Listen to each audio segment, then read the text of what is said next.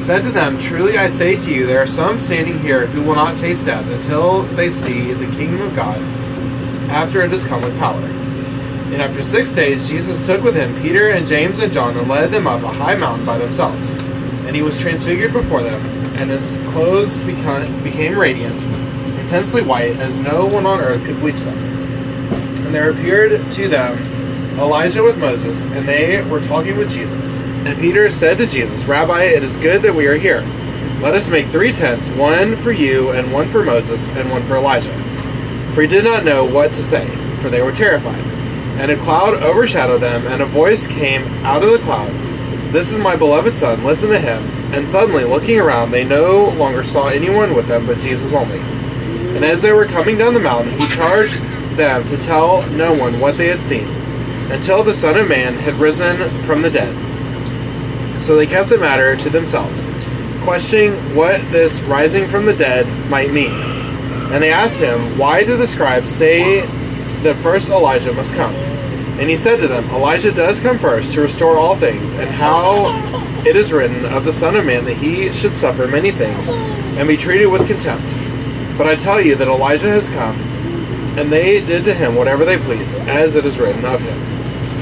And when they came to the disciples, they saw a great crowd around them, and scribes arguing with them. And immediately all the crowd, when they saw him, were greatly amazed, and ran up to him and greeted him. And he asked them, "What are you arguing with them about?" And someone from the crowd answered him, "Teacher, I brought my son to you, for he has a spirit that makes him mute, and whenever it seizes him, it throws him down, and he foams and grinds his teeth and becomes rigid. So I asked your disciples to cast it out, and they were not able." And he answered them, "O faithless generation, how long am I to be with you? How long am I to bear with you? Bring him to me." And they brought the boy to him, and when the spirit saw him, immediately it convulsed the boy, and he fell on the ground and rolled about, foaming at the mouth. And Jesus asked his father, "How long has this been happening to him?" And he said, "From childhood. And it has often cast him into fire and into water to destroy him. But if you can do anything, have compassion on us and help us."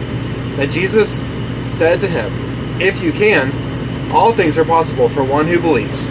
Immediately the father of the child cried out and said, "I believe, help my unbelief."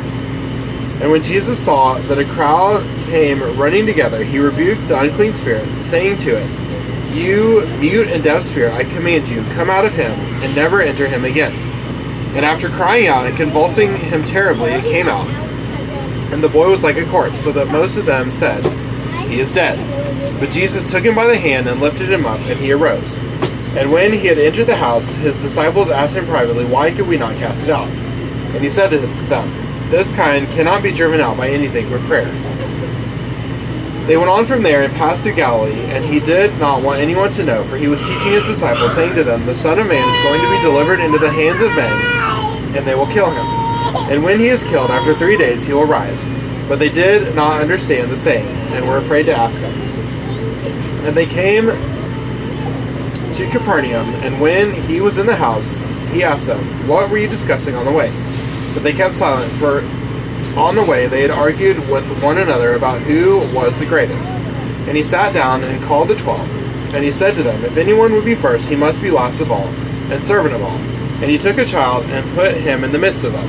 And taking him in his arms, he said to them, "Whoever receives one such child in my name receives me, and whoever receives me receives not me, but him who sent me." John said to him, "Teacher, we saw someone casting out demons in your name, and we tried to stop him because he was not following us." But Jesus said, "Do not stop him, for no one who does a mighty work in my name will be able soon afterward to speak evil of me. For the one who is not against us is for us. For truly I say to you, whoever gives you a cup of water to drink because you belong to Christ will by no means lose his reward.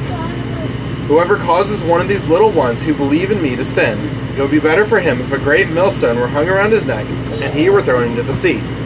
And if your hand causes you to sin, cut it off. It is better for you to enter life crippled than with 2 hands and go to hell, to the unquenchable fire. And if your foot causes you to sin, cut it off. For it is better for you to enter life lame than with 2 feet to be thrown into hell. And if your eye causes you to sin, tear it out. It is better for you to enter the kingdom of God with 1 eye than with 2 eyes to be thrown into hell. where their worm does not die and the fire is not quenched. For every one will be salted with fire. Salt is good, but if the salt has lost its saltiness, how will you make it salty again? Have salt in yourselves and be at peace with one another. This is the word of the Lord. Thanks be to God.